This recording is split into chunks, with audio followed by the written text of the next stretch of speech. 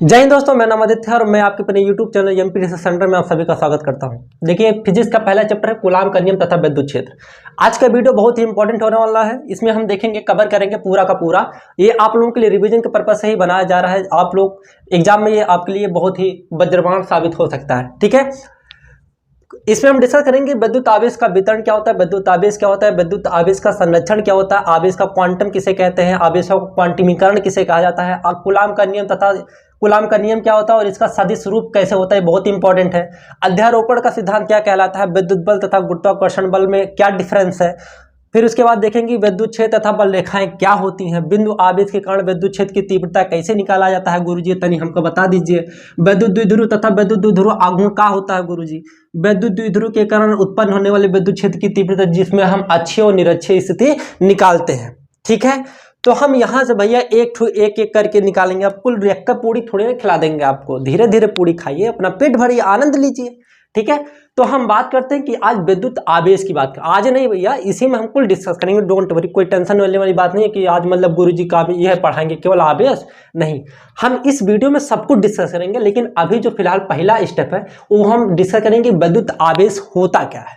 ठीक है, तो इसको हम मिटा देते हैं। अब कहाँ मिटाएंगे, इससे आप आपत्ति मत करिएगा, नहीं तो कोई तो लोग उसे बोलने लोगों सर जी आप कहाँ मिटा दिए, इसका मतलब आप नहीं पढ़ाएंगे का। अरे पढ़ाएंगे बबुआ। देखो, हम बात करते हैं कि विद्युत आवेश क्या होता है। ठीक है, एक ऐसा पदार्थ, विद्युत आवेश एक प्रकार का गुण है। लेकिन अगर कोई पूछेगा विद्युत आवेश होता क्या है, तो आवेश को इंग्लिश में कहते हैं चार्ज। क्या कहते हैं? चार्ज। तो विद्युत आवेश एक प्रकार का ऐसा गुण है, एक ऐसा पदार्थ जिसके कारण विद्युत क्षेत्र या चुंबकीय क्षेत्र उत्पन्न हो जाता है, उसे कहते हैं विद्युत आवेश कहते हैं। क्या मैंने बोला? एक ऐसा पदार्थ जिसके कारण चुंबकीय क्षेत्र या विद्युत क्षेत्र उत्पन्न हो जाता है, उसे हम क्या कहते हैं? विद्युत आवेश कहते हैं। कोई दिक्कत गुरुजी नहीं है। फिर बात आती है कि आवेश होते कितने प्रकार के हैं। तो आवेश बाबू दो प्रकार के होते हैं, एक होता है पॉजिटिव और एक होता है निगेटिव। ठीक है गुरुजी, बहुत नीट। अच्छा, अगर दो आवेशों को हम अलग अलग रख दें, जैसे अगर सेम प्रकार का आवेश हो प्लस प्लस, तो ये क्या होता है गुरुजी? अगर माइनस माइनस रख दें तो इसे क्या बोलेंगे? देखो, अगर सेम सेम है तो इसे बोलेंगे हम सजातीय। क्या बोलेंगे? सजातीय। और इसे भी सजातीय बोलेंगे क्योंकि सेम सेम है। लेकिन अगर वहीं हम उल्टा अंट संट रख दे भैया, जैसे ही गड़बड़ा गया ना, एक टू प्लस एक टू माइनस चाहे एक टू माइनस चाहे एक टू प्लस रख दे अगर, तो अगर मैं इसका पूछूं कि इसको क्या पढ़ेंगे, तो इसको हम बोलते हैं विजातीय। इसे क्या बोलते हैं? विजातीय। ठीक है, अगर मेरा सजातीय आवेश हो तो सजातीय आवेश में हमेशा प्रतिकर्षण बल लगता है। हमेशा कौन सा बल लगता है? प्रतिकर्षण बल। गुरुजी प्रतिकर्षण बल क्या होता है? अरे जानते होंगे, प्रतिकर्षण मतलब भगाना, एक दूसरे को भगाना, चपकेगा नहीं कभी। विजातीय आवेश अगर रहेंगे तो क्या होगा? विजातीय आवेश हमेशा एक दूसरे को चपका लेते हैं। मतलब कौन सा बल लगेगा? आकर्षण बल लगता है। कोई दिक्कत यहाँ तक नहीं है गुरुजी। अब बात आता है कि सर जी आवेश तो हम समझ गए, आवेश को हम क्यू से रिप्रेजेंट करते हैं। क्यू बराबर होता है एन ई, या क्यू बराबर विद्युत क्षेत्र अगर पढ़ेंगे विद्युत धारा में तो क्यू बराबर होता है आई टी। कोई दिक्कत यहाँ तक नहीं। आवेश दो प्रकार के होते हैं, एक प्लस एक माइनस। प्लस प्लस एक दूसरे को प्रतिकर्षण करते हैं और माइनस माइनस एक दूसरे को वो प्रतिकर्षण करते हैं, और माइनस प्लस या प्लस माइनस एक दूसरे को आकर्षण करते हैं। बात आता है कि वितरण। वितरण क्या होता है गुरुजी? भाई वितरण मतलब आप सुने होंगे कि चद्दर वितरण करना, किसी को कुछ दान देना। तो अगर हम आवेश पढ़ लिए हैं तो हम आवेश को कहाँ कहाँ रख सकते हैं, कहाँ कहाँ बिछा सकते हैं। तो नंबर एक है आवेशों का वितरण में, नंबर एक है रेखीय, रेखा पर या रेखीय। दूसरा है पृष्ठीय। दूसरा क्या है? पृष्ठीय। और तीसरा है भैया आयतनीय। क्या है? आयतन या आयतन। ठीक है, रेखीय, रेखीय, पृष्ठीय और आयतन। कोई दिक्कत नहीं है, बता रहे हैं। देखो, अगर आवेश को एक सीधी रेखा पर मान लो एल लंबाई का कोई डंडा है। सर जी क्या सीधी कोई, अगर हम तिरछा रख दें तो कोई दिक्कत है कि? अरे रख दो यार, ऐसे टेढ़ मेढ़ रख दो तो क्या उस पर आवेश आप नहीं सजा पाएंगे? सजा देंगे गुरुजी, सजाने में तो हम लोग माहिर है। ब्यूटी पार्लर का सजाने के लिए कह दो, क्रीम पाउडर पोत देंगे, है ना। तो अगर मान लीजिए हमें आवेश को एल लंबाई तार पर सजाना हो, तो हम कैसे सजाएंगे? लो सर जी, प्लस प्लस चाहे माइनस माइनस जो मन करे वो सजा देंगे, लेकिन हमको प्लस से लगाव होता है, कोई दिक्कत है नहीं। ये एल लंबाई का तार बहुत बड़ा है, बहुत बड़ा है। अगर मैं आपसे कह दूं कि बहुत बड़ा है तो आप सजाओ कि यहाँ पे इसका चेक करोगे, यहाँ कितना होता है, यहाँ कितना होता है। कोई इतना सत्या थोड़ी नहीं कि कोई बैठ के पाएगा यहाँ से अमेरिका के ना दूर सजाओ, डंडा खींच दो, लाइन खींच दो, उसी पर आवेशों को बिछाओ और एक एक जगह जाके चेक करो कि कहाँ है, कौन मटेरियल है। नहीं ना, आप क्या करोगे? जैसे मान लो एक समुद्र को हमको चेक करना है, तो समुद्र में क्या पूरा समुद्र में नापोगे? नहीं ना, ये तो कटोरा लगा, कोई दिक्कत नहीं। देखो जैसे समुद्र में हमें क्या करते हैं, कुछ वैज्ञानिक ये होते हैं कि इसमें से कोई हाँ पानी थोड़ा सा निकाल लेंगे और वहाँ चेक कर लेंगे और पूरा बता देंगे कि यहाँ सब गुण कैसा है इस पूरे समुद्र में। तो वही चीज़ हम भी लगाएंगे ना। तो देखो ये जो तार है बहुत बड़ा है, आवेशों को हम कितना दूर तक सजाएंगे, इसीलिए मैंने क्या किया, यहाँ एक छोटा सा, एक छोटी सी लंबाई ले लिया DL। कभी भी अगर DL ले लेता हूं तो उसका मतलब ये होता है बहुत छोटा सा लेंथ, बहुत छोटा सा लेंथ है, 3 का भार। देखो यहां मैंने DL ले लिया।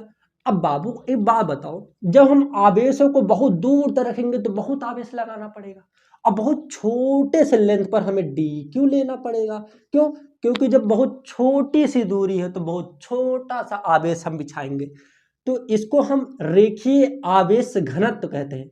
रेखा पर आवेशों को बिछा देना रेखीय आवेश घनत्व कहते हैं, ये रेखीय आवेश वितरण। यहां हम देख रहे हैं रेखीय आवेश वितरण। क्वेश्चन पूछ लेगा रेखीय आवेश वितरण क्या होता है, या पृष्ठीय आवेश वितरण क्या होता है, पृष्ठीय आवेश वितरण क्या होता है गुरुजी, या गुरुजी आयतन आवेश वितरण क्या होता है। तो पहला हम डिस्कस कर रहे हैं रेखीय आवेश वितरण क्या होता है। मतलब अगर हम L लंबाई के तार पे एक सीधी रेखा पर आवेशों को वितरित कर देना रेखीय आवेश वितरण कहलाता है, लेकिन इसको हम लैम्डा से रिप्रेजेंट करते हैं। लेकिन ये लैम्डा क्या होता है, इसे कहते हैं रेखीय आवेश घनत्व। इसे क्या बोलते हैं? रेखीय आवेश घनत्व, रेखीय आवेश घनत्व। कोई दिक्कत यहां तक नहीं है, इसे लैम्डा कहते हैं। तो लैम्डा इक्वल टू क्या होगा? लैम्डा इक्वल टू होता है बाबू नीचे क्या होगा? DL, मतलब बहुत छोटे से लेंथ पर बहुत छोटा सा आवेशों को सजा देना हमारा रेखीय आवेश घनत्व कहलाता है। कोई दिक्कत नहीं है गुरुजी। देखो कोई पूछेगा रेखीय आवेश घनत्व क्या होता है, तो रेखीय आवेश घनत्व क्या होता है? एक बहुत छोटे से दूरी पर, एक छोटे से L लंबाई पर आवेशों को वितरित कर देना रेखीय आवेश वितरण कहलाता है, या रेखीय आवेश घनत्व कहलाता है। दूसरी बात करते हैं कि पृष्ठीय आवेश घनत्व क्या होता है, वो भी समझ लेते हैं। देखिए पृष्ठीय आवेश घनत्व क्या होता है। पृष्ठ किसे कहते हैं? पृष्ठ मतलब उसे कहते हैं जिसका हम क्षेत्रफल निकाल लें। कोई जरूरी नहीं है कि गुरुजी केवल आप यही कर लिए हैं क्या, अरे बाबू कुछ भी ले लो, चाहे पन्ना ले लो, चाहे थरिया ले लो, भाई कुछ भी ले लो, ठीक है। एक बोर्ड ले लो, बोर्ड पे ही आवेशों को बिछा देना, मतलब जिसका आप क्षेत्रफल निकाल पाओ उसी को पृष्ठ कहा जाता है। अब ये पृष्ठ सजी क्या छोटा हो सकता है? नहीं, अरे बहुत बड़ा हो सकता है। पूरी धरती पे बिछा दो, ऐसे कोई चद्दर है उसी पर बिछाते चले जाओ। कौन इतना सत्यार बैठा बाबू कि कोई बिछाएगा? नहीं ना। आप एक छोटा सा DA ले लो, कोई दिक्कत, एक छोटा सा एरिया ले लो और एक इस पे छोटा सा आवेशों को सजा दो, तो इसे क्या बोलेंगे? पृष्ठीय आवेश वितरण। पूरा बिछा दो तो पृष्ठीय आवेश वितरण, मतलब पृष्ठ पर पूरा आवेशों को वितरित कर देना पृष्ठीय आवेश वितरण कहलाता है। और पृष्ठ मतलब पृष्ठीय घनत्व किसे कहते हैं? पृष्ठीय आवेश घनत्व किसे कहते हैं? तो इसे हम सिग्मा से रिप्रेजेंट करते हैं, पृष्ठीय आवेश घनत्व। तो यहाँ क्या होगा सर जी? एक छोटे से एरिया पर एक छोटा सा आवेशों को वितरित कर देना क्या कहलाता है? पृष्ठीय आवेश घनत्व। यहां तक कोई दिक्कत नहीं है गुरुजी। आयतनीय आवेश वितरण क्या होता है? मतलब एक आयतन पर आवेशों को वितरित कर देना आयतनीय आवेश वितरण कहलाता है।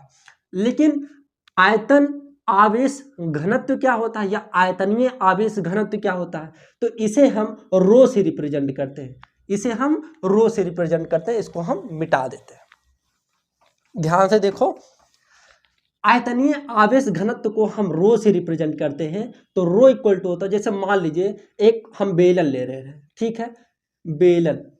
अब बेलन मतलब इसका आयतन तो होगा ही होगा, ठीक है। तो अगर हम पूरा बिछाते जाएं तो ये बहुत बड़ा है, कोई दिक्कत नहीं। आप एक छोटा सा आयतन ले लो और इसी पर मान लो छोटा सा आयतन dB और इस पे आवेशों को बिछा दो, मतलब dq। एक छोटे से आयतन पर एक छोटा सा आवेशों को वितरित कर देना क्या कहलाता है? हमारा आयतनीय आवेश घनत्व। आई होप कि ये पूरा कॉन्सेप्ट क्लियर हुआ। मेरे मुन्ने भूल न जाना, तुम अपना फर्ज निभाना, पेपर में ये क्वेश्चन फोड़ के आना, ठीक है। क्वेश्चन ये देखो। अब नेक्स्ट हम चलेंगे कि विद्युत आवेश का संरक्षण क्या होता है। बाबू ध्यान से देखो, अगर किसी के ऊपर संरक्षण लग जाए तो उसका मतलब ये होता है कि ना तो हम उसे बना सकते हैं और ना ही उसे हम खत्म कर सकते हैं। जैसे द्रव्यमान का संरक्षण, ऊर्जा का संरक्षण, विद्युत आवेश का संरक्षण। तो क्या होगा सर जी? विद्युत आवेश का संरक्षण ये होता है, ना ही हम विद्युत आवेश को उत्पन्न कर सकते हैं और ना ही हम नष्ट कर सकते हैं, उसी को हम कहते हैं विद्युत आवेश का संरक्षण। क्लियर हो गई बात? हाँ गुरुजी, कोई दिक्कत नहीं। आवेश का क्वांटमीकरण क्या होता है गुरुजी? ये तो हम सुने हैं लेकिन भूल जाते हैं, तो ध्यान से सुनो।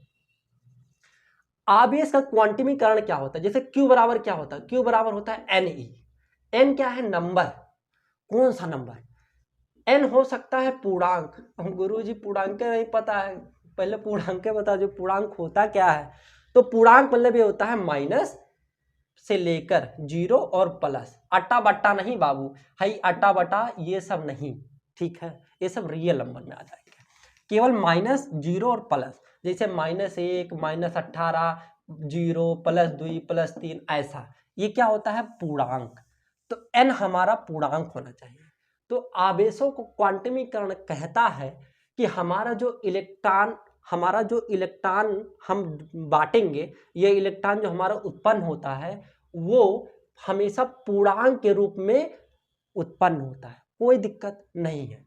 तो हम ये कह सकते हैं कि Q ± NE, इसी को क्या कहते हैं? आवेशों को क्वांटमीकरण।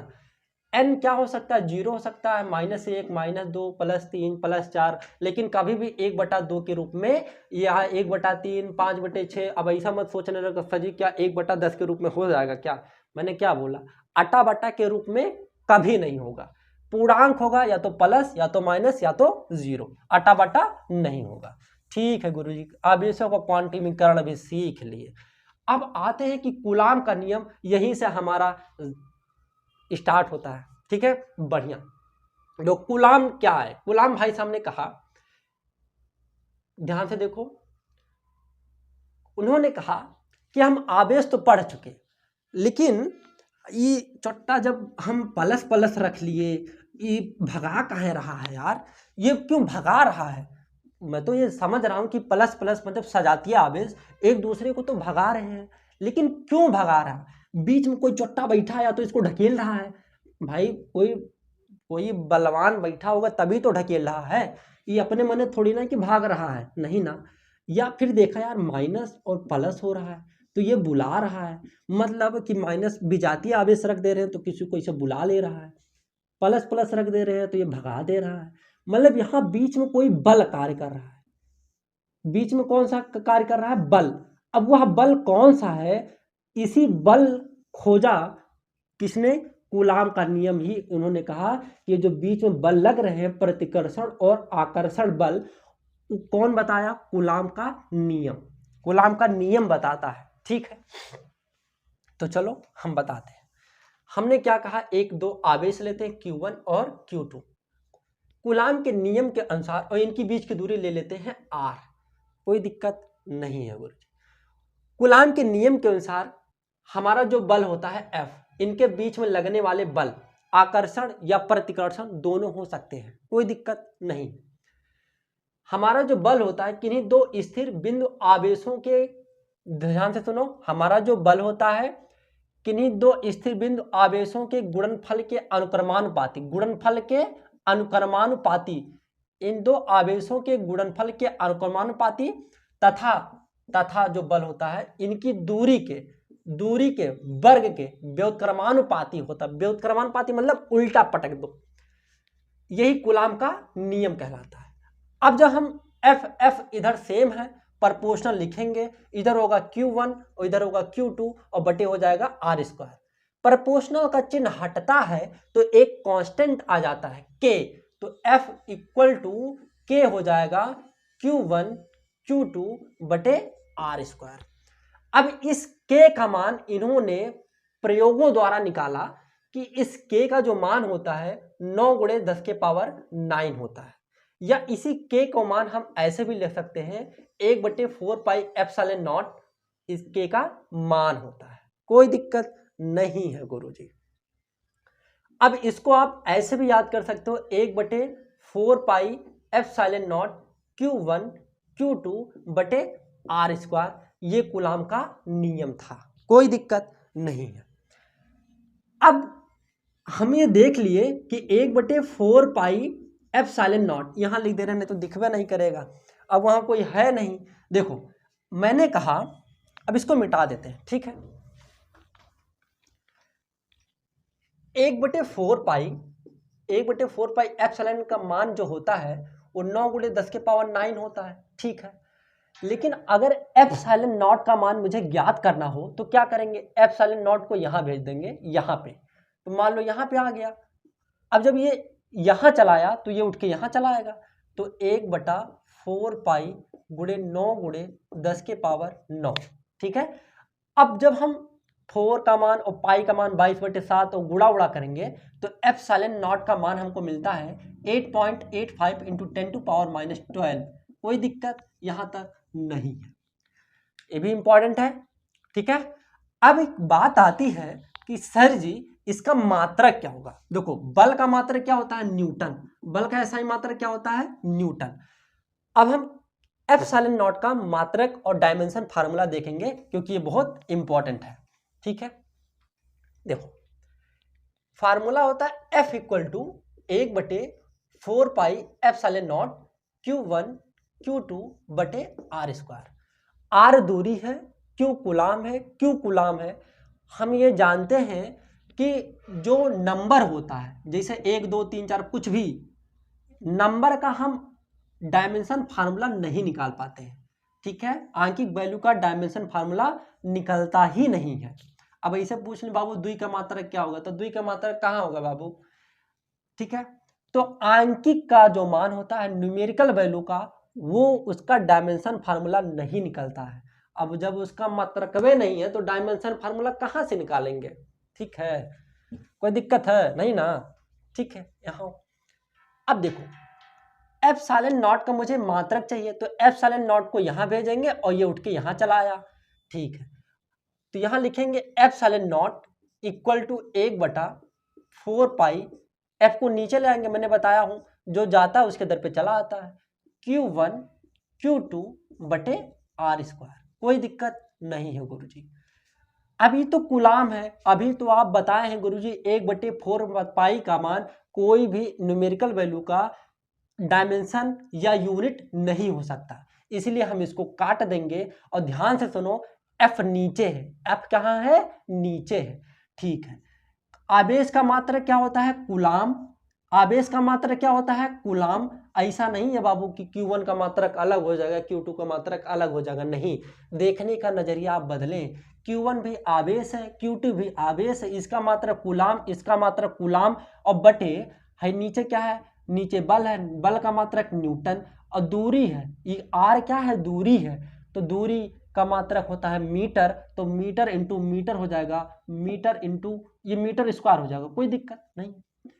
कूलाम इंटू कूलाम बराबर कूलाम स्क्वायर बटे न्यूटन मीटर स्क्वायर, ये हो गया एप्सिलॉन नॉट का मात्रक होता, वेरी वेरी इंपॉर्टेंट हो गया, कोई दिक्कत नहीं है। अब इसका डायमेंशन फार्मूला पूछ ले, डायमेंशन फार्मूला, ठीक है। अब डायमेंशन फार्मूला कैसे निकलेगा तो चलिए वो भी बता देते हैं, कोई दिक्कत वाली बातें नहीं है गुरुजी, ठीक है। मेरे देखो हम पहले देखते हैं Q का डायमेंशन फार्मूला क्या होता है। I बराबर होता है IT, Q बराबर क्या होता है, IT।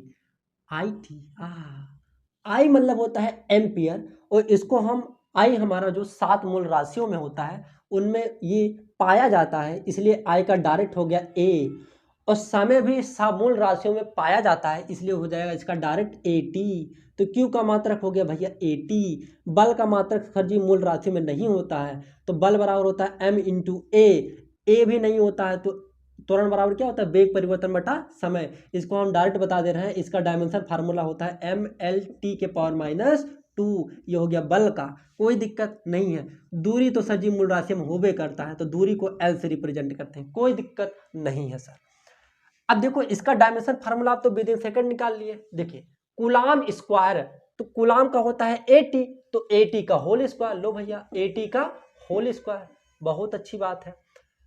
यहां लिख दे रहे हैं, देखो ये हो जाएगा 80 का होल स्क्वायर बटे न्यूटन है, न्यूटन का हो जाएगा mLT के पावर -2, और ये दूरी मीटर है तो ये हो जाएगा L स्क्वायर। यहां तक कोई दिक्कत नहीं है मास्टर साहब, आचार्य जी, मुरब्बा जी, यहां तक नहीं है, कोई दिक्कत नहीं।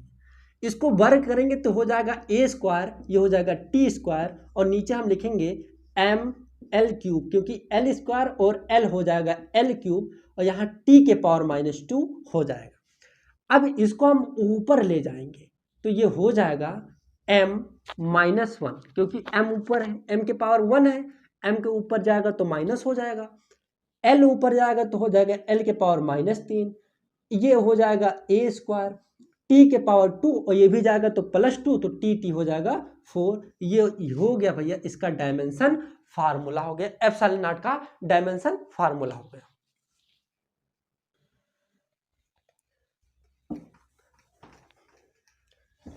ये हो गया हमारा, ठीक है। अब हम कहां, अब हम बात करते हैं कि अध्यारोपण का सिद्धांत। पहले सर जी जब आप एप्सिलॉन नॉट तक पहुंच गए हैं तो कुछ और चीजें बता दीजिए ना। इस एप्सिलॉन नॉट को हम पढ़ते हैं निर्वात की वैद्युतशीलता। क्या पढ़ते हैं? निर्वात की वैद्युतशीलता, निर्वात की वैद्युतशीलता, वैद्युतशीलता। बहुत अच्छी बात है गुरुजी। तब क्या करें, तब अचार डालें बैठ के? नहीं, अचार मत डालिए, हम बता रहे हैं। अगर ये निर्वात हो, अगर हम क्वेश्चन में कभी कभी निर्वात बोल दे या वायु बोल दे, तो हम हमेशा एप्सिलॉन नॉट ही लेंगे। अच्छा, उन्होंने बताया, कौन बताया? हम नहीं, गुलाम भैया ने बताया। चाचा बोलिए चाहे भैया बोलिए, कुछ भी बोलिए, और कुछ मत बोलिएगा, दिक्कत हो जाएगा। F बराबर होता है 1/4 pi epsilon naught Q1 Q2 बटे R स्क्वायर। उन्होंने कहा कि जैसे कोई आवेश, मान लीजिए Q1 और Q2, ठीक है? हाँ गुरुजी ठीक है, इनकी बीच की दूरी है R। अब आप ही बताओ भैया, अगर बीच में हम ऐसे यही मार्कर हुए रख दें, जैसे मान लो कि आप टीवी देख रहे हैं, बढ़िया एग्जाम्पल, आप टीवी देख रहे हैं, खूब बढ़िया पिक्चर लगा हुआ है, देख रहे हैं, और आपके सामने कोई आ जाए तो क्या आपको टीवी दिखेगा? नहीं ना। मतलब आपकी जो देखने की क्षमता थी वो कम कर दिया टीवी को, लेकिन आपका देखने का नहीं हो, देखने मतलब जहां तक आप देख रहे थे वहां तक आप नहीं देख पाएंगे। अब कहने का मतलब ये हुआ कि जैसे दो आवेश हैं, तो इनके बीच में अगर कुछ नहीं है, कुछ नहीं मतलब क्या, निर्वात है, तो इनके बीच में जो बल लगेगा वो तगड़ा लगेगा, जाहिर सी बात है यार, बहुत तेज लगेगा। लेकिन अगर वहीं बीच में हम कुछ रख दें, अब कुछ मतलब क्या गुरुजी? अरे कुछ मतलब कुछ भी रख दो, कागज रख दो, मार्कर रख दो, कुछ भी रख दो, कोई माध्यम रख दो, तो इनके बीच में जो बल लगेगा वो जाहिर सी बात है कम हो जाएगा। कम नहीं हो जाएगा, क्योंकि बीच में कोनो अब उसको रोकने वाला आ गया, तो रोकने वाला आ गया मतलब कि अब हम लिखेंगे इसका फार्मूला, अब यहाँ क्या हो जाता है? के हो जाता है। के को हम बोलते हैं परावैद्युतांक, ठीक है। अब अगर कोई पूछेगा कि के क्या बताता है, तो के सिंपल सी चीज बताता है, हमारा जो बल होता है वो बल डिपेंड करता है 1/k पर। जो नीचे है हटा देंगे सबको तो प्रोपोर्शनल 1/k नहीं हो जाएगा? हाँ, इसका मतलब हमारा जो बल है वो इस माध्यम पर डिपेंड करेगा ही करेगा। ध्यान से सुनना, अगर हम इस माध्यम को बड़ा कर दें, कोई तगड़ा ले आए, जैसे F प्रोपोर्शनल 1/k हो जाएगा ना। अगर हम K का माध्यम बढ़ा दे, मतलब कोई जबर ऐसा ईट को रख दिए, चलो भाई ईट रख दिए, ईट, ठीक है, ईट रख दिए, तो इनके जो बल था बताओ वो कम हो जाएगा ना? हाँ सर, कम हो जाएगा। मतलब अगर हम परावैद्युतांक का मान बढ़ाते हैं तो बल का मान घट जाएगा, कोई दिक्कत नहीं है। ठीक है, अगर हम वही परावैद्युतांक का मान कम करते हैं तो हमारा बल बढ़ता है। अब भैया एक समय में आप निर्वात ले आओ, मतलब के का मान कुछ भी ना रख दो, के का मान निर्वात रख दो, ठीक है, तो एफ का मान बहुत भयानक लगेगा, कोई दिक्कत नहीं है सर, समझ गए। तो के की क्या प्रॉपर्टी है आप समझ गए कि के किस बातों पर डिपेंड करता है, इस माध्यम पर, दो आवेशों के बीच में रखे इस माध्यम पर ये के होता है, और के हमारे बल पर डिपेंड करता है, कोई दिक्कत नहीं। अब कभी कभी निर्वात में पूछेंगे तो F बराबर होता है direct 1/4 pi epsilon naught Q1 Q2 बटे आर स्क्वायर।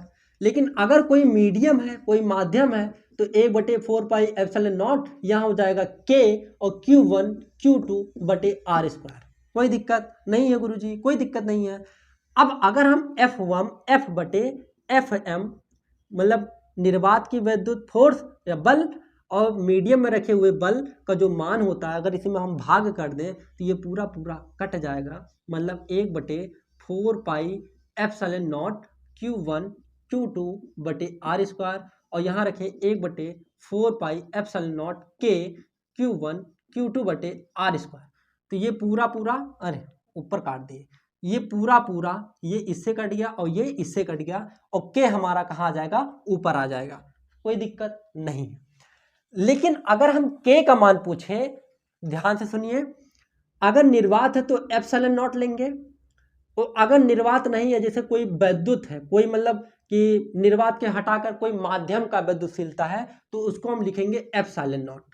ये माध्यम की वैद्युतशीलता है और ये निर्वात की वैद्युतशीलता है, तो जो हमारा K होगा, K मतलब क्या, परावैद्युतांक, वो होता है एप्सिलॉन बटा एप्सिलॉन नॉट। परावैद्युतांक क्या होता है, परावैद्युतांक उसे कहते हैं कि माध्यम की परावैद्युतशीलता, क्या हुआ, माध्यम की वैद्युतशीलता तथा निर्वात की वैद्युतशीलता का अनुपात ही हमारा क्या कहलाता है, परावैद्युतांक कहलाता है। तो हमारा एप्सिलॉन नॉट इक्वल टू हो जाएगा के एप्सिलॉन नॉट। ये भी बहुत इंपॉर्टेंट फार्मूला है, इसी पे क्वेश्चन आपको मिलेगा तो आप उड़ा दीजिएगा, कोई दिक्कत नहीं है, कोई दिक्कत ही नहीं है। अब देखो, अब हम बात करते हैं कि कूलाम का अध्यारोपण सिद्धांत। भैया ये सुपरपोजिशन क्या होता है, अध्यारोपण क्या होता है? अध्यारोपण मतलब ये होता है, जैसे कूलाम भैया ने कहा कि हम दो आवेश लेते हैं Q1 Q2, तो फिर बाद में उनका दिमाग और खुल गया, कहा नहीं हम आवेश को अध्यारोपण अब देखते हैं, लेकिन कूलाम ने नहीं दिया अध्यारोपण। अध्यारोपण ये बताता है कि अगर मारे कुल्ले आवेश हो, तो बहुत सारा आवेश हो, तो क्या करेंगे गुरुजी, लो अब लगाओ, तो इसकी बीच की दूरी मान लो R1 है, इसकी बीच की दूरी R2 है, दूरी अलग अलग नहीं है, क्या है, सबका अलग अलग है ना।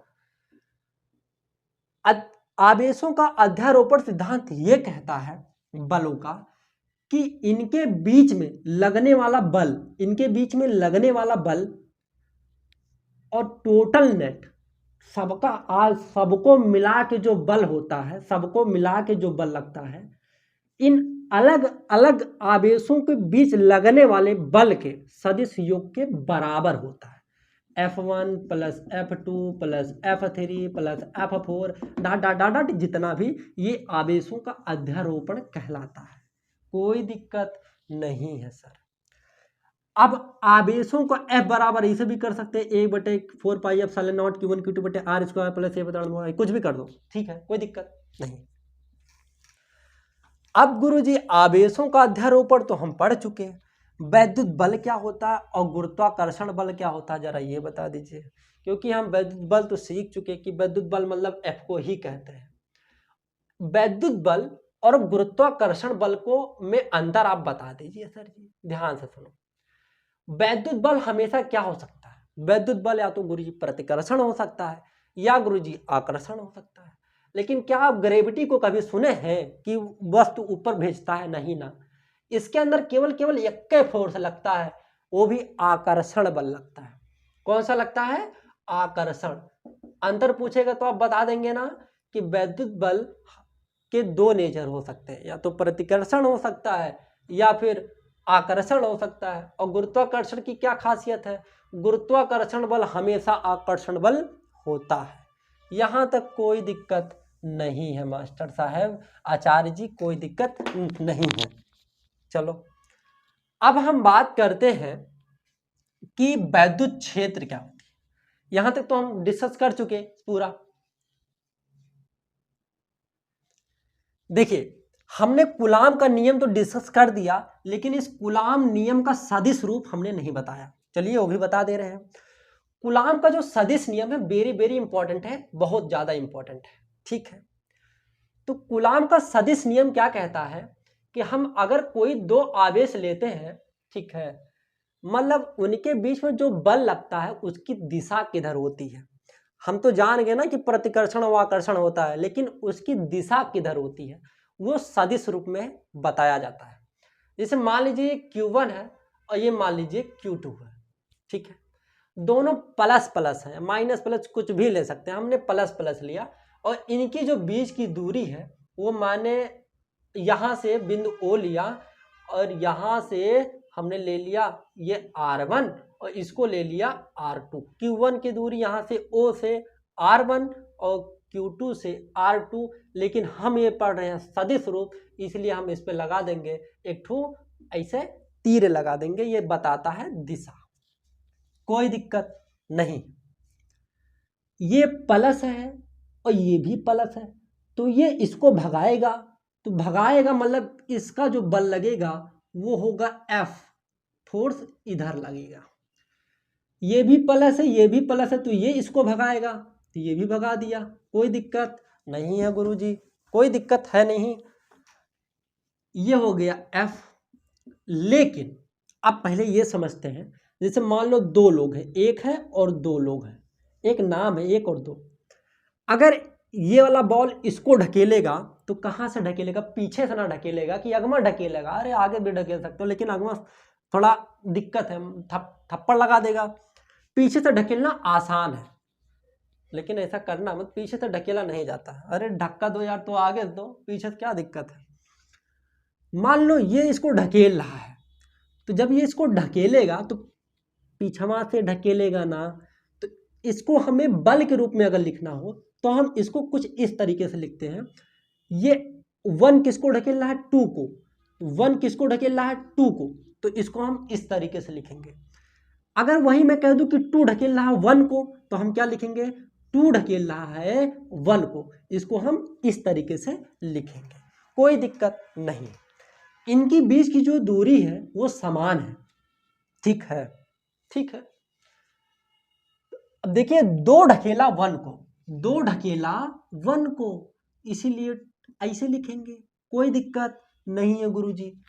1 ढकेला 2 को, 1 ढकेला 2 को, इसलिए इसको हम ऐसा लिखेंगे।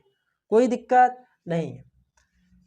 यहां हम लेते हैं वेक्टर R।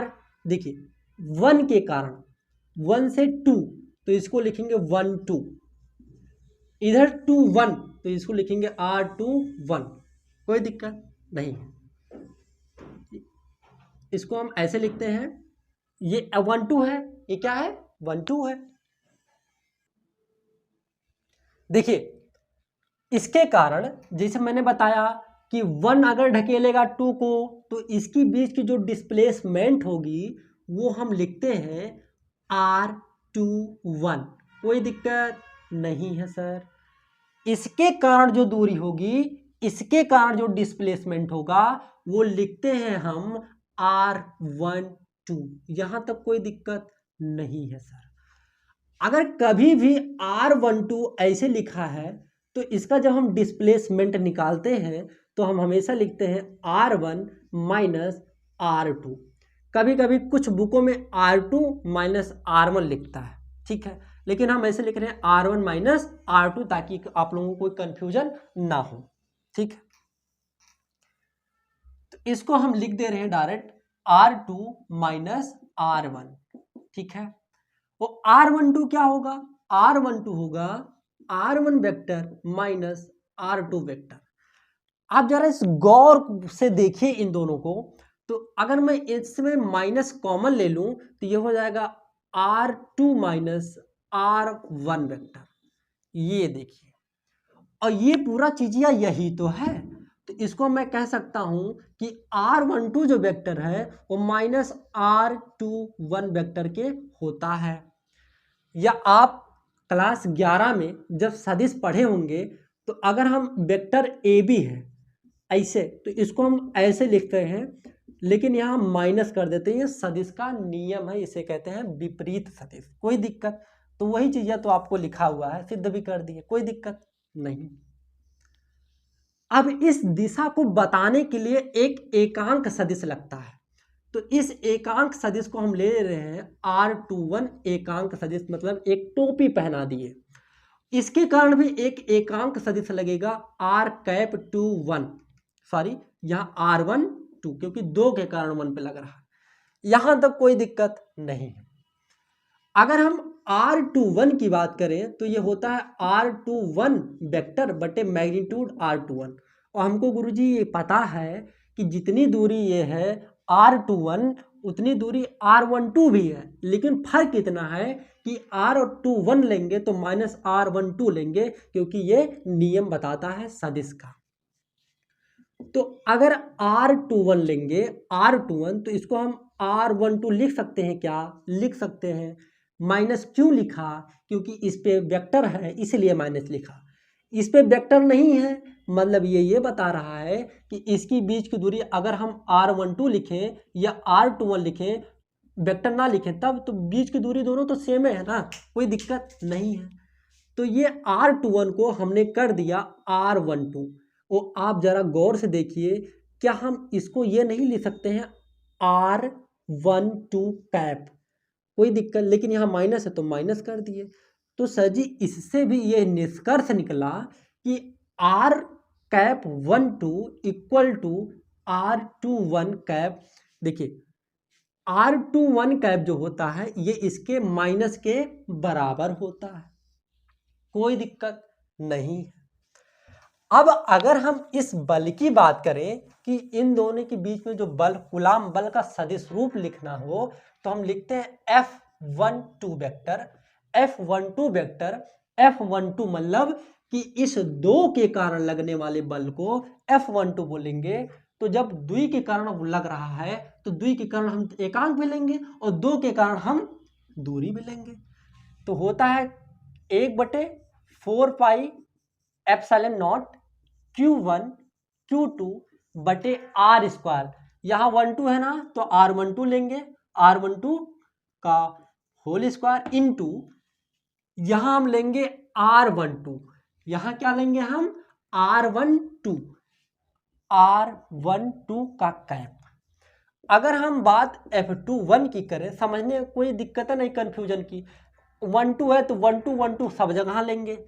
अगर F21 की बात करें तो 1/4 pi epsilon naught Q1 Q2 बटे, यहाँ 21 है तो यहाँ 21 लिखेंगे, 21 बिस्कुट, बटर बैग, पार्ले जी, कोई दिक्कत, हो जाएगा होल स्क्वायर इंटू R21 का कैप, कोई दिक्कत नहीं है, ठीक है। अब देखो इस R21 को हम माइनस R12 लिख सकते हैं, कोई दिक्कत नहीं है सर, कोई दिक्कत नहीं है। यहां तो कोई दिक्कत है नहीं ना?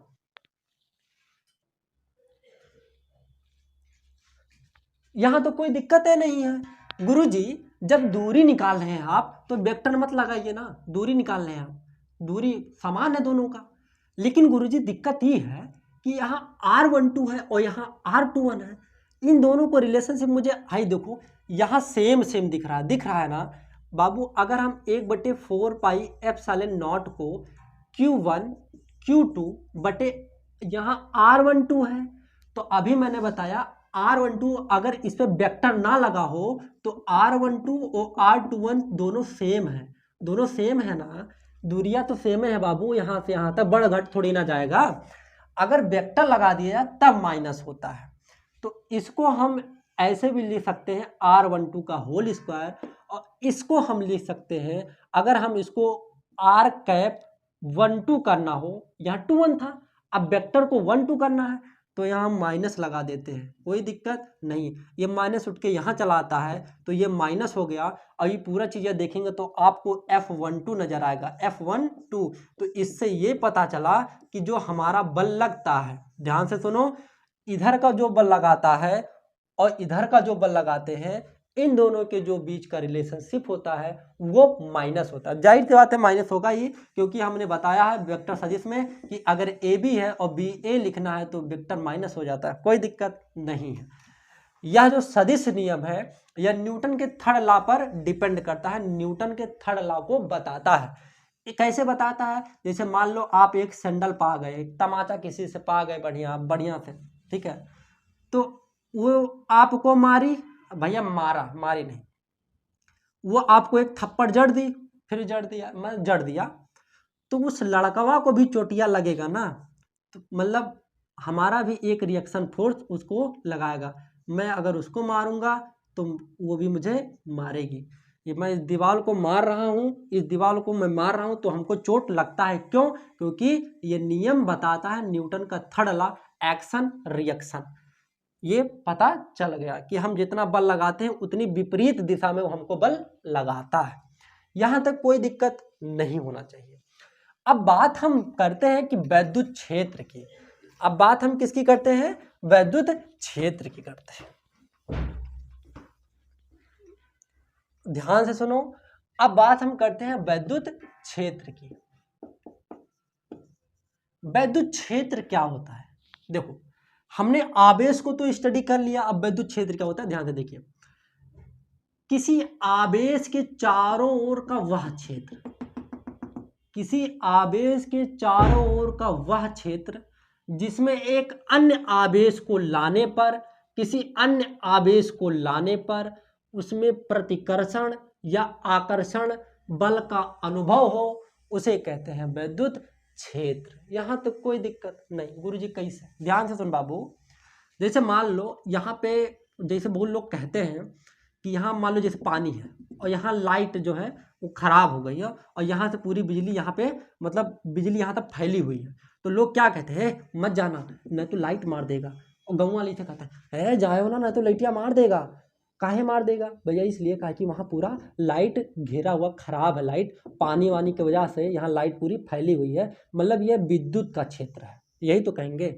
तो आप सिंपल सी चीज आओ, अगर कोई आवेश लाने पर उसमें आकर्षण या प्रतिकर्षण बल का अनुभव होने लगे तो ये क्या सोचेंगे, कहेंगे यार यहाँ कोई है, कोई क्षेत्र है जो हमारे को डिस्टर्ब कर रहा है, मतलब यहाँ कोई आवेश पहले से मौजूद है, कोई दिक्कत नहीं है।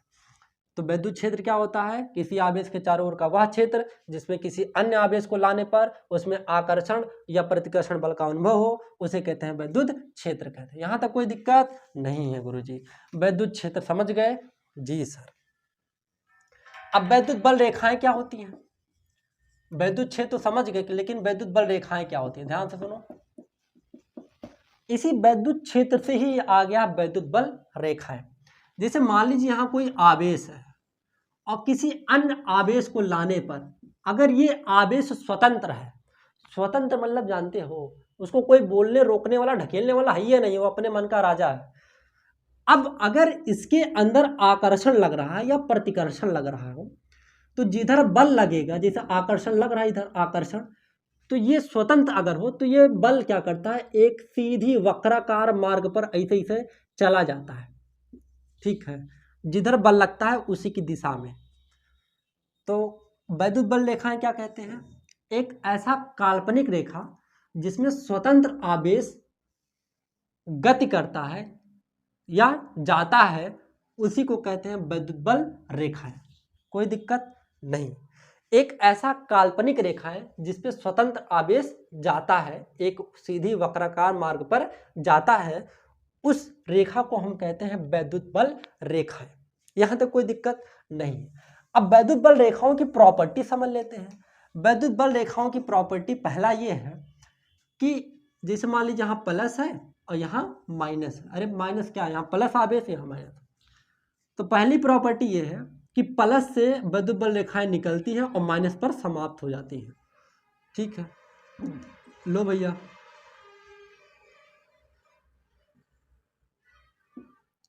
प्लस से जाती हैं और माइनस पर समाप्त हो जाती हैं। दूसरा नियम आप ऐसे भी कह सकते हैं कि इनकी बीच की जो दूरी होती है वो सभी में समान होती है। तीसरा आप ये भी कह सकते हैं, तीसरा कि वैद्युत बल रेखाएं एक दूसरे को कभी काट ही नहीं सकती। जैसे ये जा रहा है तो ये कभी एक दूसरे को कभी काट नहीं सकती। क्यों नहीं काटेंगी? क्योंकि अगर काट देगा तो ये बताने लगेगा, यहाँ पे जब काट देगा तो इसकी दो दिशा बताने लगेगा, एक तो ऐसे एक तो ऐसे। दो दिशा बताने के कारण अब आवेश कंफ्यूज नहीं हो जाएगा, कहेगा अब हम जाएं कैसे, ऐसे जाएं कि ऐसे जाएं, वहाँ कंफ्यूज हो गया। तो आप ऐसे बोलिए कि वैद्युत बल रेखाएं एक दूसरे को कभी नहीं काटेंगी, क्योंकि अगर वो काट देंगी तो वह दो दिशाओं को बताने लगेंगी, जो कि यह असंभव है। कोई दिक्कत नहीं है। अब वैद्युत बल रेखाएं तो हम समझ गए, वैद्युत क्षेत्र समझ गए। अब बात करते हैं कि हम वैद्युत क्षेत्र की तीव्रता क्या होती है। ई बराबर होता है एफ बाई क्यू नॉट। परिभाषा कैसे देंगे? एकांक आवेश पर लगने वाले बल को वैद्युत क्षेत्र की तीव्रता कहते हैं। ये अदिश राशि है, ये सदिश राशि है, ये भी सदिश राशि है। कोई दिक्कत नहीं है गुरुजी। तो हम ऐसे भी कर सकते हैं, F बराबर होगा QE। ये हम देखेंगे वैद्युत द्विध्रुव बलयुग्म आघूर्ण में, ठीक है। E बराबर F बाई क्यू, एक फार्मूला याद हो गया, ठीक है। अब हम देखते हैं बिंदु आवेश के कारण, बिंदी मत रखो, बिंदु आवेश के कारण वैद्युत क्षेत्र की तीव्रता, ध्यान से सुनो बाबू। बिंदु आवेश मतलब कोई बिंदु है, यहां मान लो Q है और यहां मान लो Q0 है। बिंदु अब यहां बीच की दूरी है R। तो जाहिर सी बात है यार, इसी आवेश का हम परीक्षण कर रहे हैं, इसलिए इसको हम धन परीक्षण आवेश बोलते हैं। E बराबर क्या होता है? F by Q not. अब द्वि आवेश है, बीच की दूरी पता है, तो यहाँ कूलाम भैया तुरंत टपक पड़ेंगे, क्योंकि यहाँ दो आवेश है तो आवेश में कूलाम बल लगता ही है। तो यहाँ हो जाएगा K Q1 Q2 बटे R² और नीचे हो जाएगा Q0 कट गया। अब हमारा जो E का फार्मूला आ गया वो हो गया K Q बटे R²। ये हमारा हो गया E का फार्मूला। कोई दिक्कत नहीं है। अब ई का आप अगर थोड़ा आप सोचते हो कि इस गुरु नहीं छोट लग रहा है, एग्जाम में हमको बड़ा नंबर लाना है, तो इसको बड़ा कर दो। तो ई इक्वल टू हो गया 1/4 पाई एप्सिलॉन Q बटे R²। यहां तक कोई दिक्कत नहीं है। अब इसका मात्रक कोई पूछ ले कि ई का मात्रक क्या होता है, तो F बाई क्यू होता है ना। F का मात्रक न्यूटन, Q का मात्रक कूलाम, तो न्यूटन प्रति कूलाम। इसका डायमेंशन फार्मूला आप लोग खुद निकाल लें, mLT के पावर -2 और इसका हो जाएगा AT। अब आप कर लें, ऊपर ले जाएंगे तो माइनस हो जाएगा, इसका पावर -3 हो जाएगा। ठीक है, बहुत अच्छी बात। अब वैद्युत क्षेत्र की तीव्रता तो हम देख लिए। अब हम देखते हैं कि वैद्युत द्विध्रुव क्या होता है। वैद्युत द्विध्रुव क्या होता है? वैद्युत द्विध्रुव क्या होता है, बहुत इंपॉर्टेंट चीज है। तो सबसे पहले बात करते हैं कि वैद्युत द्विध्रुव होता क्या है। द्विध्रुव क्या होता है? एक ऐसा निकाय मतलब क्या गुरुजी? एक ऐसा सिस्टम या एक ऐसा बना हुआ ढिचमिचिया, ठीक है, एक ऐसा निकाय जिनका परिमाण समान हो। एक ऐसा आवेश, दो आवेश जिनका दोनों का परिमाण समान हो, जैसे यहाँ Q1 यहाँ Q2, लेकिन इनका विपरीत प्रकृति हो, मतलब ये प्लस है तो ये माइनस है, विपरीत प्रकृति को हो और वो बहुत ही अल्प दूरी पर स्थित हो। अल्प दूरी मतलब क्या? बहुत छोट दूरी, यहाँ 2L लेते हैं। अब ऐसा मत बोलने लगना सर जी आप L लीजिए ना, तो वह बहुत छोट बोल रहे हैं। कहाँ आप 2L ले लिए, तो 2L तो और बड़ा हो गया बाबू। 2L इसलिए लिया जाता है क्योंकि 2L लेने से अगर हम आधा आधा कर देंगे तो यहाँ L और L हो जाएगा, तो हमारा जो कैलकुलेशन होता है वो आसान हो जाएगा, इसीलिए हम 2L लेते हैं। ठीक है, और इस 2L को हम मानते हैं कि बहुत कम दूरी पर, बहुत ज़्यादा कम दूरी पर नाभिक वाभिक की बात कर रहे हैं। तो वैद्युत द्विध्रुव क्या होता है? द्विध्रुव क्या होता है? एक ऐसा निकाय जिनमें दो समान परिमाण के आवेश परंतु विपरीत प्रकृति के बहुत अल्प दूरी पर स्थित होते हैं, तो यह जो निकाय होता है वो कहलाता है द्विध्रुव कहलाता है। क्या कहलाता है? द्विध्रुव, ना कि वैद्युत द्विध्रुव, द्विध्रुव कहलाता है। अब वैद्युत द्विध्रुव क्या होता है? इसे P से रिप्रेजेंट करते हैं, तो P इक्वल टू होता है वैद्युत द्विध्रुव बराबर होता है किन्हीं दो आवेशों में से एक आवेश तथा उन दूरी के बीच का गुणनफल को, उन दोनों बीच की दूरी को, गुणनफल को हम क्या कहते हैं? वैद्युत द्विध्रुव कहते हैं। यहाँ तक कोई दिक्कत नहीं है गुरुजी। अब देखो बाबू, इस Q का मात्रक होता है कूलाम और L का मात्रक होता है मीटर, इसीलिए वैद्युत द्विध्रुव का मात्रक हो गया कूलाम मीटर। डायमेंशन फार्मूला निकाल लेंगे, Q का होता है 80, इसका हो गया L, डायमेंशन फार्मूला निकल गया, कोई दिक्कत नहीं है। ठीक है, रत्ती भर का तो फर्क नहीं पड़ेगा, नहीं तो ध्यान से देखो। अब वैद्युत द्विध्रुव के कारण लगने वाले, अब देखो, अब सबसे ज्यादा इंपॉर्टेंट होता है कि वैद्युत द्विध्रुव के कारण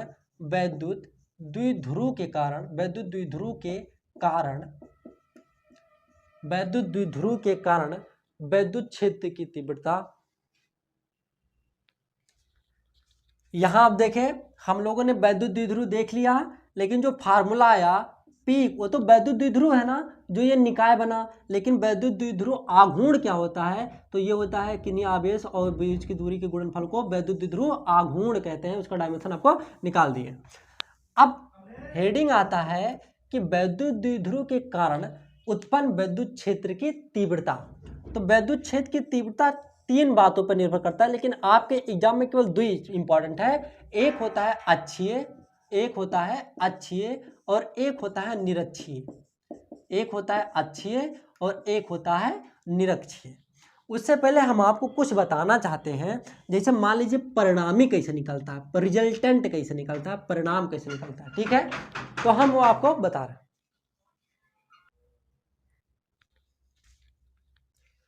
देखिए, बात करते हैं कि वैद्युत द्विध्रुव के कारण वैद्युत क्षेत्र की तीव्रता, वैद्युत द्विध्रुव के कारण वैद्युत क्षेत्र की तीव्रता, वैद्युत क्षेत्र की बहुत ज्यादा इंपॉर्टेंट है, वेरी वेरी इंपॉर्टेंट है, लेकिन हम कुछ अपने अंदाज से इसका डेरिवेशन करेंगे। ध्यान से सुनिए। हम बात करते हैं कि रिजल्टेंट कैसे निकालते हैं, परिणामी कैसे निकालते हैं। जैसे मान लीजिए कोई हमारा एक बीम है, बीम मतलब समझो यार कोई डंडा है, इस पर लगने वाले बल मान लीजिए यहाँ 5 न्यूटन है, यहाँ 10 न्यूटन है, और नीचे से एक लग रहा भैया 5 न्यूटन है, तो इसका रिजल्टेंट फोर्स कितना होगा, मतलब परिणामी बल कितना होगा। तो हम निकालते हैं R इक्वल टू, ध्यान से सुनो, ऊपर नीचे जाने वाले फोर्स को हम प्लस ले लेते हैं, 10 5 15 हो गया, और ऊपर जाने वाले फोर्स को हम माइनस ले लेते हैं, तो ये हो गया 5। लेकिन अगर ये तो नियम कह दूंगे आप गलत है गुरुजी, ऊपर जाने वाले फोर्स को तो आप प्लस लेते हैं, तो ले लो यार, कोई दिक्कत नहीं, लो। और नीचे वाले को हम लिख दिए 15, क्योंकि 5 भी नीचे जा रहा है, ये भी, तो 10 5 15 हो गया, तो ये हो गया -10। परिणामी मतलब ये बताता है कि इन तीनों फोर्स का परिणामी किधर होगा, तो ये बता रहा है -10, मतलब हमारा जो रिजल्टेंट होगा वो -10 पे होगा, कोई दिक्कत नहीं। यही होता है परिणामी। जैसे एक फोर्स मान लीजिए इधर लग रहा है E1 और इधर लग रहा है E2, और बीच में मान लो E है, तो इसका परिणामी बल किधर होगा, परिणामी बल किधर होगा, रिजल्टेंट। तो आप क्या लेंगे, जाने वाले उधर x डायरेक्शन में जाने वाले फोर्स को लिखते हैं प्लस, और जो उल्टा जा रहा है उसको लिखते हैं माइनस। तो ये कुछ इस तरीके से होगा। अब चलिए हम डिसमिचिया को सॉल्व करते हैं कि अक्षीय स्थिति में वैद्युत द्विध्रुव के कारण वैद्युत क्षेत्र की तीव्रता कैसे निकाला जाता है।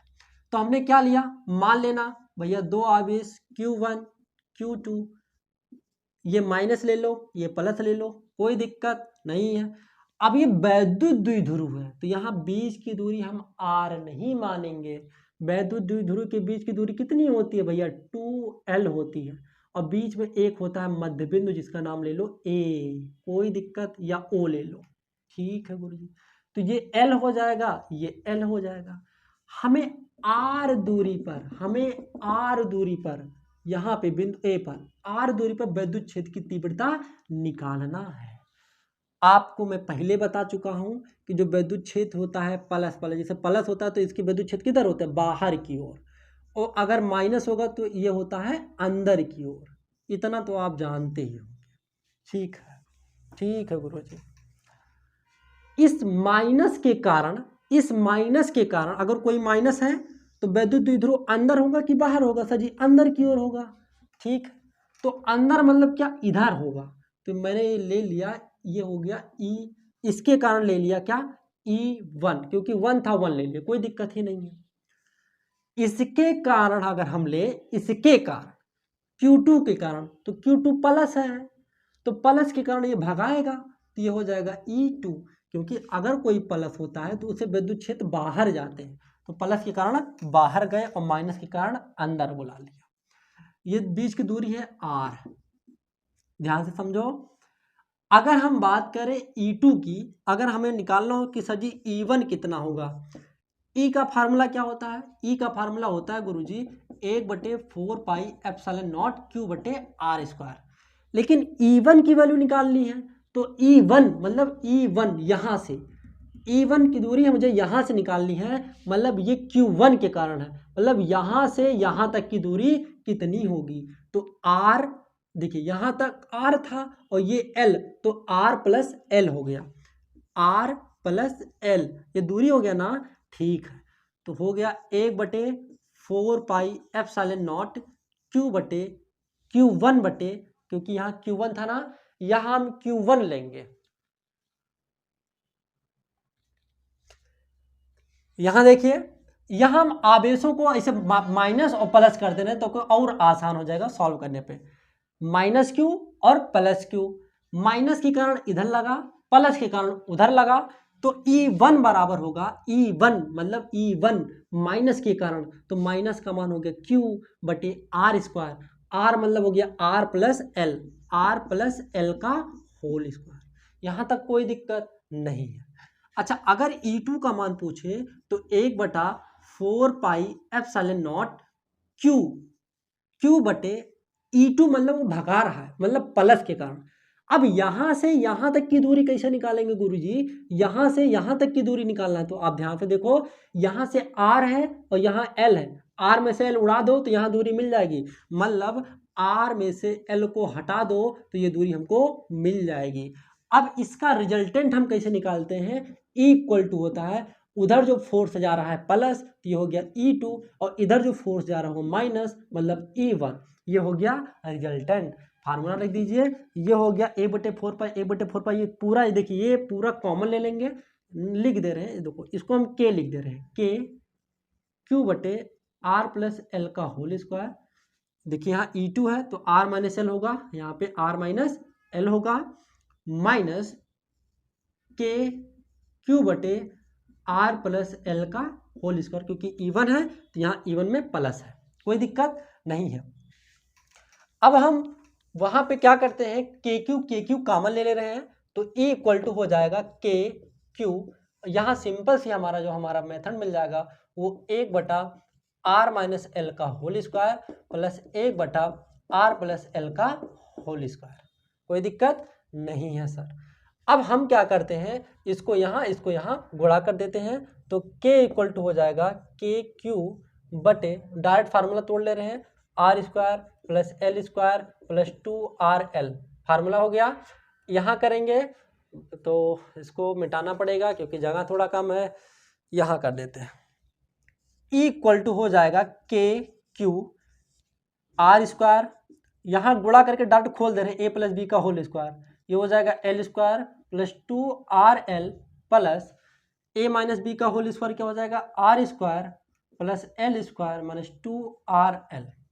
यहाँ तक कोई दिक्कत नहीं है, लेकिन आपने एक चीज़ ध्यान नहीं दिया, यहाँ माइनस है तो यहाँ भी माइनस होगा गुरुजी, और माइनस होने के कारण ये भी माइनस हो जाएगा और ये भी माइनस हो जाएगा और ये प्लस हो जाएगा, कोई दिक्कत नहीं। ये करके देखो, फिर हो गया R माइनस L का होल स्क्वायर और ये हो गया R प्लस L का होल स्क्वायर, कोई दिक्कत नहीं है गुरुजी। अब देखिए यहाँ पे हम सिंपल सी चीज कर सकते हैं कि ये हो जाएगा E इक्वल टू KQ बटे 4RL, 2RL बराबर 4RL इक्वल टू, ये हो जाएगा R माइनस L का होल स्क्वायर और r प्लस एल का होल स्क्वायर। हमको ये पता है, हमको ये पता है, हमको पता है ये जाना चाहे कुछ भी हो। ध्यान से देखो, यहाँ r प्लस एल है, लेकिन हमको ये जो पता है कि r दूरी बड़ी है, बहुत बड़ी है यार, बहुत बहुत बहुत बड़ी है l से। और हम पहले ही बता दिए थे कि वैद्युत द्विध्रुव के जो बीच की दूरी L2L होती है बहुत बहुत बहुत बहुत कम होती है, तो इसको हम नगण्य मान लेते हैं। नगण्य मतलब इसको हम हटा ही देते हैं। तो जब हम इसको हटा देंगे तो ये हो जाएगा KQ 4RL। ठीक है, इसको हमने क्या किया, इसको हमने हटा दिया। ध्यान से सुनो, अगर हम इसको ऐसे लिखें 2 × 2QL, तो ध्यान से सुनो 2QL को हम P लिख सकते हैं क्या बाबू? P तो लिख ही सकते हैं, कोई दिक्कत नहीं है ना? नहीं है, क्योंकि P बराबर होता है 2QL, 2L × Q, तो ये ऐसे बोले यार 2LQ, तो इसको हम लिख सकते हैं 2P बटे L को हटा दे रहे हैं तो R स्क्वायर बराबर हो जाएगा R के पावर 4, लेकिन यहाँ R बचेगा तो एक R से एक R मेरा कट गया, तो हमारा जो फाइनल आंसर आ गया वो हो गया equal to 1/4 pi epsilon naught, ये हो जाएगा 2P बटे R³। This is the most important formula of अक्षीय स्थिति, कोई दिक्कत नहीं है। अब हम सिद्ध करते हैं कि निरक्षीय स्थिति का फार्मूला क्या होगा। निरक्षीय स्थिति फार्मूला कैसे डेराइव करेंगे बाबू? तो उससे पहले हम आपको कुछ समझाते हैं कि रिजल्टेंट कैसे निकलता है। आपको रिजल्टेंट केवल आपको ये नॉर्मल आया कि सर जी अगर ये मान लो जो E1 है और इधर मान लीजिए E2 है और बीच का परिणामी क्या हुआ E1 माइनस E2, क्योंकि उधर के डायरेक्शन को हम प्लस लेते हैं और इधर के डायरेक्शन को हम माइनस लेते हैं। फिर बताया कि अगर मान लीजिए यहाँ 10, यहाँ 20, यहाँ 30, यहाँ 40, तो इसका रिजल्टेंट कैसे निकालते हैं, इसको प्लस उसको माइनस, जो आए वही रिजल्टेंट होता है। लेकिन अगर मैं आपसे कह दूं कि दो फोर्स हैं लेकिन अलग अलग है, बीच में एंगल थीटा है, तो इसका रिजल्टेंट कैसे होगा? तो रिजल्टेंट मतलब आर कैसे होगा, ध्यान से सुनो। तो उससे पहले आप, अच्छा बाबू एक सिंपल बात बताओ, मैंने ऐसे चीज कर दिया, मैंने कहा यहाँ 5 न्यूटन का बल लग रहा है, किस डायरेक्शन में? आप कहेंगे सर जी एक्स डायरेक्शन में।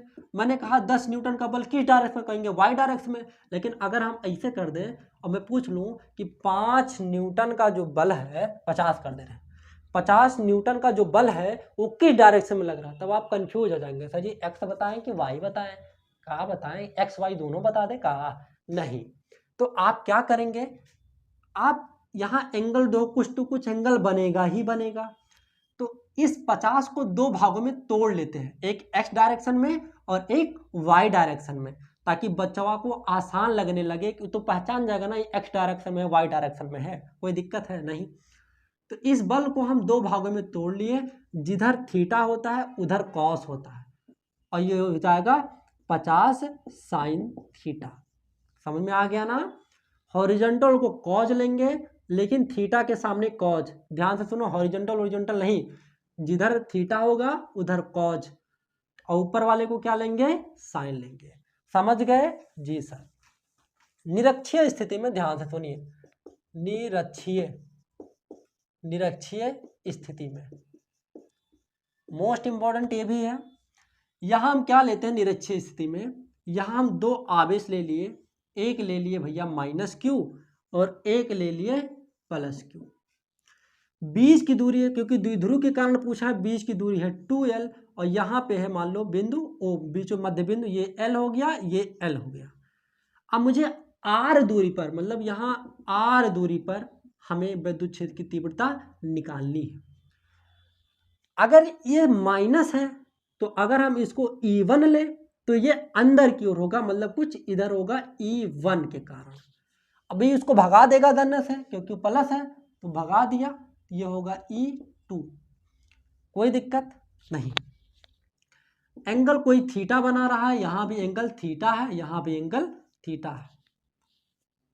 अब अगर ये L है, ये R है, तो ये बीच की दूरी कितनी होगी? पाइथागोरस प्रमेय से R² + L²। ये भी दूरियां कितनी होगी? अंडर रूट में R² + एल स्क्वायर, पाइथागोरस के प्रमेय से कर्ण स्क्वायर और लंब स्क्वायर प्लस आधार स्क्वायर। अब इन दोनों का जो रिजल्टेंट होगा वो कुछ इस तरीके से निकालेंगे ई, ठीक है। अगर ये थीटा है, ये थीटा है तो ये भी थीटा होगा, अगर ये थीटा है तो ये भी थीटा होगा, कोई दिक्कत नहीं है। अब सर जी ये जो दो फोर्स लग रहे हैं, जैसे मान लो कुछ फोर्स हमारा कुछ इस तरीके से है, ठीक है। आप बताए हैं सर केवल इनमें से केवल इसी डायरेक्शन जो रिजल्टेंट है, आप इसी का डायरेक्शन केवल बता सकते हैं, लेकिन अगर मैं पूछ लूँ इसका डायरेक्शन किधर है, तब आप नहीं बता पाएंगे बाबू, आप बता ही नहीं पाएंगे गुरुजी किस डायरेक्शन में लग रहा है। तो मैंने क्या किया, इन दो फोर्स को मैंने तो इसे तोड़ लिया, इन दो फोर्स को मैंने इसे तोड़ लिया।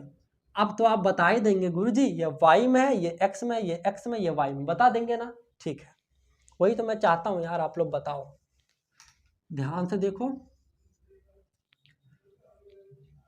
ई यहां पे एक रिजल्टेंट मैंने इसको तोड़ दे रहा हूं, ध्यान से सुनो, इसको मैंने तोड़ दे रहा हूं, ये हो जाएगा E2 साइन थीटा।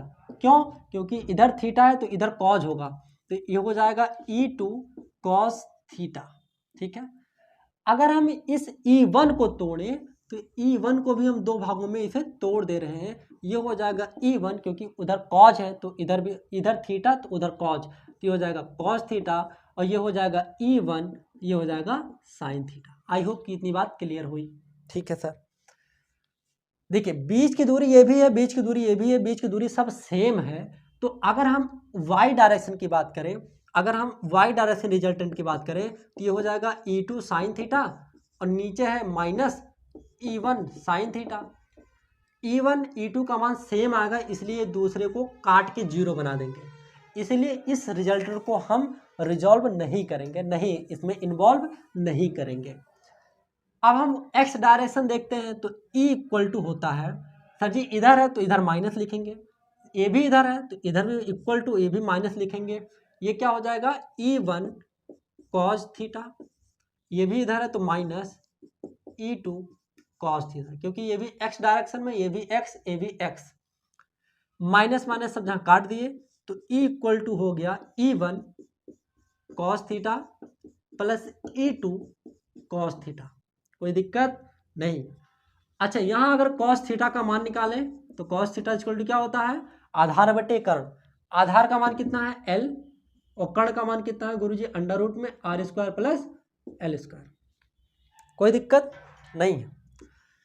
E1 का मान सेम है, अब मैंने बताया क्योंकि दूरी सब सेम है, E2 की दूरी सब सेम है, तो ये दोनों हम कर सकते हैं E1 कॉस थीटा, अरे इसे कर दो यार, देखो E1 का मान अगर हम निकालेंगे तो K Q बटे R स्क्वायर, R मतलब कहाँ से कहाँ तक, जैसे E1 हम ले रहे हैं ना, तो E1 की दूरी कहाँ है भाई, यहाँ से ले रहे हैं ना, तो यहाँ पे तो देखो R है, ये L है, तो दूरियां यहाँ से लिया जाएगा ना, इस आवेश से दूरी लिया जाता है, और इसका दूरी है कितना अंडर रूट में R square plus L square, तो हो जाएगा अंडर रूट में R square plus L square cos theta plus E2, मतलब E2 मतलब ये जो बल है E2, ये E2 के कारण इस आवेश की दूरी कितनी है, हाई दूरी मत लीजिएगा, हाई दूरी लीजिएगा, हमें आवेश से दूरी से मतलब है, दूरी कितना है गुरुजी अंडर रूट में K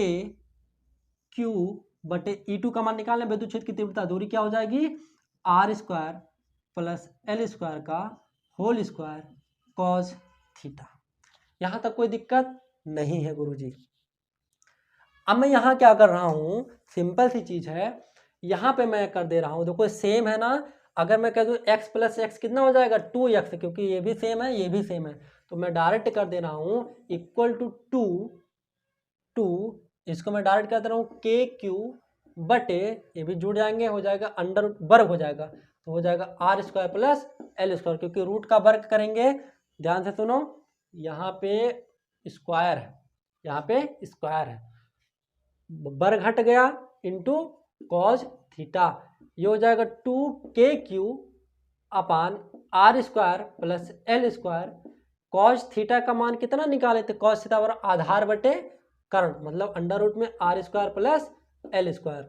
अगर मैं आपसे x इंटू रूट एक्स का गुणा करूं पूछूं तो कैसे होगा भैया, x इंटू एक्स के पावर 1/2, गुणा में घातें जुड़ जाती हैं, मतलब x के पावर 1 प्लस 1/2 कितना आएगा, 2, 3/2, x के पावर 3/2 आएगा, यही तो आएगा। तो ध्यान से सुने, आपको देखो ये सेम सेम लग रहे हैं, इसलिए आपका जो फार्मूला होगा 2KQL। अच्छा, अगर हम 2 को इधर कर दें 2QL तो आपको कुछ दिख गया P, और यहाँ आपका बना R square plus L square के पावर 3/2। कोई दिक्कत नहीं है सर। इसको हम लिख देंगे KP, सॉरी इसको हम लिख देंगे KP क्योंकि P है, और नीचे लिख देंगे, अब हम मानेंगे कि जो R है बहुत बहुत बहुत बहुत बड़ा है L से, ठीक है, इसीलिए L को हम हटाइए देंगे, तो 2 से 2 ये कट जाएगा, मतलब ये हो जाएगा R के पावर 3। हमारा जो फाइनल आंसर आ गया वो इक्वल टू हो गया KP/R³। इसको अगर आप सुंदर लिखना चाहते हैं तो आप E का फार्मूला लिख देंगे 1/4πε0 P/R³। This is the most important formula. अब हम बात करते हैं कि वैद्युत द्विध्रुव आघूर्ण समझ गए, लेकिन वैद्युत द्विध्रुव, देखिए अब बात, हमने तो वैद्युत द्विध्रुव सीख चुका, लेकिन अब हम देखेंगे कि वैद्युत द्विध्रुव के कारण जो बल युग्म आघूर्ण क्या होता है, ठीक है, इसके कारण एक बल लगता है, वो बल आघूर्ण क्या होता है, चलिए वो भी बता देते हैं, ध्यान से सुनिए। F बराबर क्या होता है, QE, मतलब अगर वैद्युत क्षेत्र और आवेश होता है तो वहां एक बल लगता है, F बराबर QE। तो बल युग्म आघूर्ण क्या है, जैसे मान लीजिए कोई विद्युत क्षेत्र है, कोई विद्युत क्षेत्र है, भैया ले लिए विद्युत क्षेत्र, यहां मैंने एक आवेश -Q को रख दिया और यहां मैंने एक +Q को आवेश रख दिया, इनकी बीच की दूरी मान लो R है या L ले लो, इनकी बीच की दूरी क्या है, L, ठीक है। बल युग्म आघूर्ण क्या होता है, जैसे दो आवेश अगर रहते हैं विद्युत क्षेत्र में रखे होते हैं तो इन पे एक बल लगता है, एक बल इसके कारण, इस आवेश के कारण, और एक बल इस आवेश के कारण, ठीक है। तो इस आवेश के कारण जो लगेगा वो होगा QE, और इधर इस आवेश के कारण लगता है एक QE। ये दोनों बल क्या करते हैं, ये जो बल लगते हैं ये विद्युत क्षेत्र की दिशा में इसको घुमाने का प्रयत्न करते हैं। ये बल सोचेगा और ये बल सोचेंगे कि ऐसे इसे सीधा कर दें ताकि इसकी दिशा में हम हो जाए। वैद्युत इसी घुमाने की प्रकृति को हम कहते हैं बल युग्म आघूर्ण। ध्यान से सुनिए, वैद्युत क्षेत्र में रखा हुआ दो आवेशों के जो बल लगते हैं QE और QE, यहाँ QE कर दे रहे हैं बल, और ये जो बल लगते हैं ये इसको विद्युत क्षेत्र की दिशा में घुमाने का प्रयत्न करते हैं। विद्युत क्षेत्र है, इसको घुमाने का प्रयत्न करते हैं, जैसे मान लो इसको घुमा दिए, कुछ यहाँ कर दिए और इसको सीधा कर दिए, और ये जो घुमाने का प्रयत्न करना ही कहलाता है बल युग्म आघूर्ण कहलाता है। इसको हम टाउ से रिप्रेजेंट करते हैं।